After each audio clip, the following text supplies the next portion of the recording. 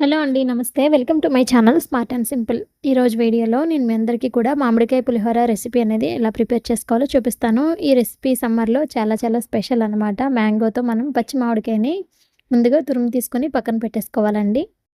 ఈ రెసిపీకి వచ్చేసి మ్యాంగో మాత్రమే మెయిన్ ఇంగ్రీడియంట్ అనమాట. మిగతాదంతా కామన్‌గానే ఉంటుంది.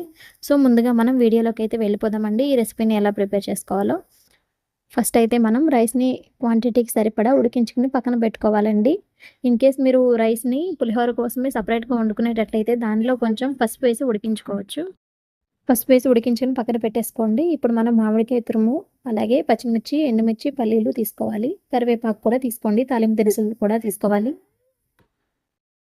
ముందుగా మనం అడుగు మందంగా ఉండే కడాయి తీసుకొని కడాయిలో ఆయిల్ హీట్ చేసుకోవాలండి. ఆయిల్ బాగా హీట్ అయిన తర్వాత క్వాంటిటీకి సరిపడా పల్లీలు, అలాగే దాంతో పాటు కట్ చేసి పెట్టుకున్న పచ్చిమిర్చి, ఎండుమిర్చి, మనం కలర్ అనేది యెల్లో కలర్ రావడం కోసం అని చెప్పి ఫస్టే అన్నం ఉడికించేటప్పుడు పసుపు వేసేసుకుంటే సరే. లేదంటే మనం దీంట్లోనే ఈ తాలింపులోనే పసుపు కూడా వేసేసుకోవాలి. అలాగే తాలింపు దినుసులు, టేస్ట్‌కి సరిపడా సాల్ట్ వేసుకొని ఈ విధంగా మనం వాటన్నిటిని కూడా బాగా వేయించుకోవాలి. వేయించుకొని పక్కన పెట్టేసుకోండి.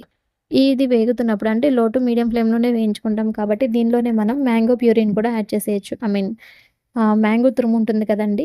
ఆ తురుముని కూడా యాడ్ చేసేసుకోవాలి. యాడ్ చేసుకొని కొద్దిసేపు ఉడకనివ్వండి. ఇలా ఆయిల్ పైకి తెరలేంత వరకు. ఈ మ్యాంగో అనేది పచ్చివాసన పోయిన తర్వాత మనం ఉడికించుకొని పక్కన పెట్టుకున్న రైస్‌లో ఈ పులుసుని కొద్ది కొద్దిగా వేసుకుంటూ రైస్‌ని గరిటెతో కలుపుకోవాలండి. రైస్ ముక్కలైపోకుండా అంటే బాగా కలిపేయకూడదు. మ్యాష్ చేసేయకూడదు రైస్‌ని. గరిటెతో కలిపేటప్పుడు పైపైన మొత్తం అంటుకునేలాగా కలుపుకోవాలనమాట. సో, ఈ విధంగా కలుపుకోవాలి.